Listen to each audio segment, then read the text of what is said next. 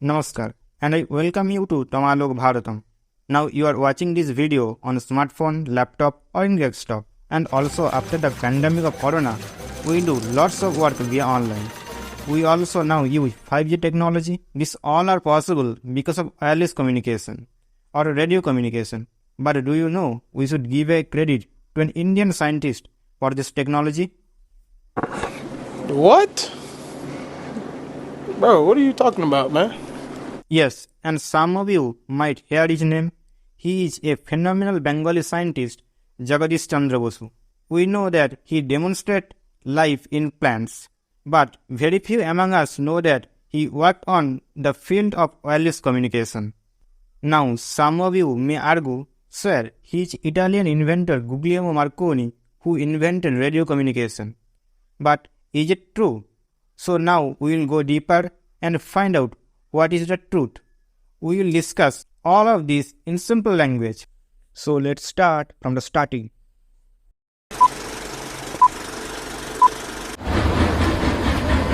Till 19th century, scientists had a clear idea about electricity and magnetism. But these two things were being seen differently.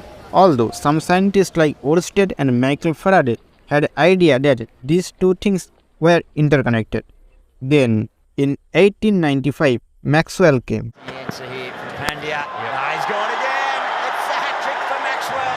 Brilliant way to bring it up. Win the... Oh, गलती से mistake हो गया. Not cricketer Glenn Maxwell. He was born in 1988.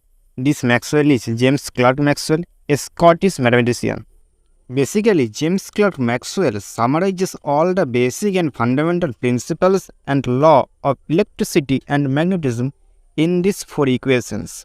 And in the conclusion point, he predicted the existence of electromagnetic waves. Now, what is electromagnetic waves? I have to go to hardcore physics to describe it. But in this video, in simple language. See, we have seen water waves. Here, the energy spread by waves through the water. We also know that sound waves spread through the air. But electromagnetic waves are different, though it also carries energy. Like previous example, it does not require a medium to travel through. It has an oscillating magnetic field along with a oscillating electric field, and the energy travels perpendicular of this. For an example, you know light is an electromagnetic wave. For this reason, it can travel from sun to earth without a medium. Like visible light, infrared, ultraviolet, microwaves, X-rays, radio waves, gamma rays, all are electromagnetic waves. But we cannot see these in bare eyes except visible light. Hope you may understand. Okay, just remember, radio wave is an electromagnetic wave. Now, back to story. After Maxwell's prediction, in 1888, German physicist Heinrich Hertz discovered electromagnetic waves, which were still theoretically proven. He created electromagnetic waves in laboratory. The waves he discovered was named after him and called Hertzian waves, and later known as radio waves. It is necessary for radio communication. Now we can create and transmit radio waves, but we need a radio signal receiver to receive the signal. In old receivers, a coherer is an essential component. What is coherer? The coherer was primitive form of radio signal detector used in radio receivers. The device consists of glass tube or capsule containing two electrodes or metal rod placed a small distance apart with loose metal filings spaced between. The word cohere means cling together. When a radio signal is detected, the metal particle would cling together or cohere and complete the circuit properly by reducing the initial high resistance of the device, thereby allowing a much greater direct current to flow through it and emit the prompt. The first coherer was made by French physicist Edward Branly in 1890. In a coherer, the current would activate a bell or emit the signal in Morse code only. Morse code is a system where alphabets from A to Z and numbers from 0 to 9 is defined in the form of dots and dashes. In Morse code, save our soul or save our ship, SOS sounds like this, and SMS sounds like this. Now you can understand we have to transmit and detect long and short radio waves repeatedly to communicate wirelessly. And here is the problem. At that time, a coherer could not detect another radio signal after receiving the first one, as the metal particle would cling together and would not decohere to allow next radio signal. We had to manually tap to reset it. So wireless communication was not possible. Now back to India, as the problem was solved here. In 1895, Jagadish Chandra Bose became a professor of Presidency College, Kolkata, after returning from Cambridge University. But here, in Kolkata Presidency College, he faces racism. He was paid 100 rupees, one-third of his actual monthly salary, and he was given a very small room for research. Wow, what a discrimination. In the country of India, with the same qualification, an Indian was paid one-third. Wow. However, he did not even take the money as his silent protest and continue his research. In November 1895, in a public demonstration at Town Hall, Kolkata, Bose displayed the wonder of radio waves. He transmitted radio waves which travelled through three solid walls and rang a bell and ignited gunpowder kept 75 meters away. In December of that year, the Electrician, a scientific journal of United Kingdom, published Bose's research paper named On a New Electropolariscope. In this paper, Bose described his plan for making a perfect coherer. The research paper was also published in another scientific journal named The Englishman. The paper was prized by many scientists who research on radio waves.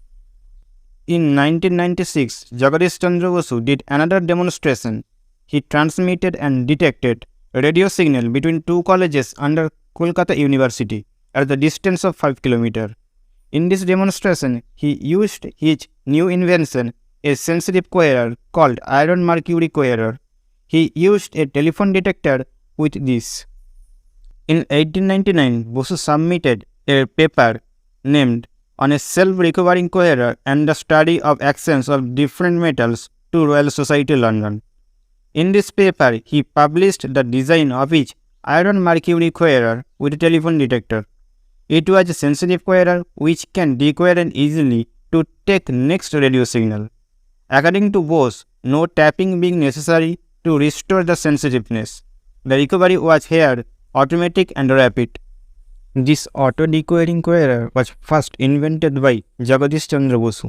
The fundamental thing of this coherer was he used mercury and he attached a telephone receiver to hear the signal. Bose's friend and seniors advised him to patent it, but Bose denied, saying that he had no greed for money and the patent would stop the progress of science. Now turn to Guglielmo Marconi, an Italian scientist. He was also researching on wireless technology. He wanted funds from the government of Italy for his research, but he got nothing. Later, he got the fund from the UK government. He tried to establish wireless communication by experimenting on various antenna shapes and sizes, using different radio frequency and all kind of stuffs. But unlike Jagadish Chandra, he did patent everything what he did. And surprisingly, the first patent in the field of wireless communication was taken by Marconi. In 12 December 1901, Marconi did his experiment in broad scale. A message was transmitted from Cornwall, UK. The message was 3 clicks, ... or the letter S in Morse code. Sounds like this. The signals traveled 3,500 kilometers over the Atlantic Ocean and reached Newfoundland, Canada, where Marconi waited, putting a telephone receiver on each ear. And then he heard the 3 clicks. It is called first transatlantic wireless communication or so-called first radio communication. In this way, Marconi became the so-called first inventor of wireless communication. Now we came to know through the video that an auto-decohering coherer was essential to take not one rather than repeated radio signals. In the present case, 3 signals for the letter S. And do you know what coherer did Marconi use? Steel mercury coherer attached with a telephone receiver. Yes, similar to J.C. Bosu's iron mercury coherer attached with a telephone receiver. Now understand. Bosu published the design of his coherer in 1899 to Royal Society and gave a lecture on it in May 1901. And same year, on 12th December, Marconi did his transatlantic experiment using the coherer similar to Bose's coherer. Now I can remember my school life when I used to copy the notebook of our class topper and did some minor changes to prove it to my class teacher that I solved the questions myself. However, you have to face consequences according to your deed. So, after a transatlantic experiment, Marconi was accused for stealing the design of coherer. The name of many scientists like Lodge and Thomasina rose up as the real inventor of the mercury coherer with a telephone detector. But Jagadish Bose's name never ever hovered over the mouth of critics. Bosu's contribution was totally kind of wiped out. When the controversy was on its peak, Marconi told that El Sulari, an Italian Navy officer and his childhood friend, invented the coherer and gave it to him. But when Sulari was asked, he said, "The idea of implement of mercury had been suggested to me by something which I read in some English publication, which I found myself unable to trace." And for the entire life, Marconi and Sulari gave contradictory statements about the source of coherer. This is the main storyline. Now in conclusion, the question arises, whom we should give the credit for the first wireless communication? Okay, let's understand it with summary and chronology. In 1865, Maxwell predicted the existence of electromagnetic waves. In 1888, Hertz discovered radio waves. In 1890, Branly made the first coherer. In 1896, Bosu invented an auto-decohering coherer named iron mercury coherer with a telephone receiver. In 1889, he unfolded the design of the coherer to Royal Society. Next year, on May 1901, he gave a detailed lecture on the device to Royal Society. Same year, in 1901, on 12 December, Marconi came with his transatlantic experiment using steel mercury coherer with a telephone receiver, which was similar to Bosu's iron mercury coherer with a telephone receiver. And we all know that steel comes from iron.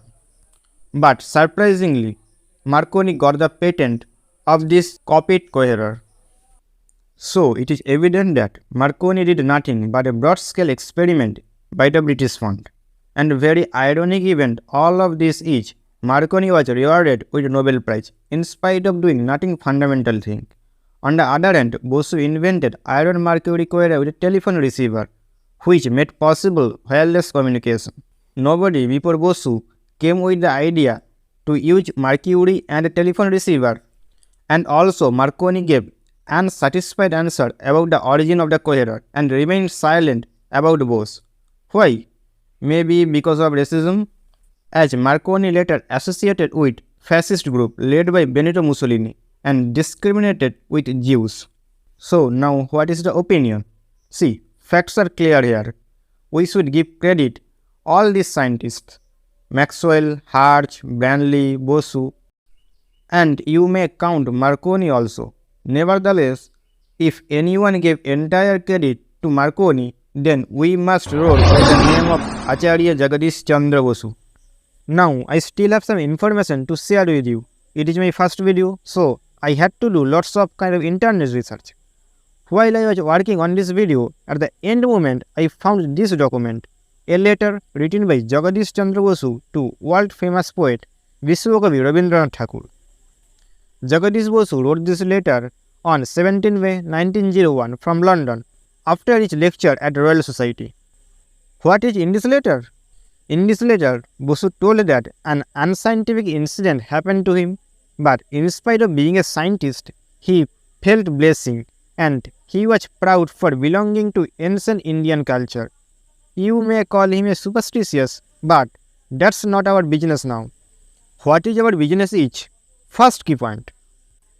Bose says that before his lecture, a millionaire proprietor of a telegraph company came to him with a patent letter and requested him for not telling openly about the core thing of his device in the lecture. The millionaire said, "There is money in it. Let me take out a patent for you. You don't know what money you are throwing away. Although I will take half share in the profit, I will finance it." But Jagadish Bose refused the patent proposal. Second key point. There was many people associated with telegraph company in the lecture hall. Bose wrote, they looked like they would snatch the device from him if they could. Third key point. One of his research notes for his assistant was stolen during the lecture. I think the information will help you to take proper decision, and I appeal you to read the letter. The letter is originally written in Bengali language, but be aware, using Google Lens or any kind of AI translator may do errors. I have attached the letter in the video description. I have nothing for now. Like the video. Now I am working on a next interesting video. If you want to watch the video, subscribe the YouTube channel. You will never be disappointed. Goodbye.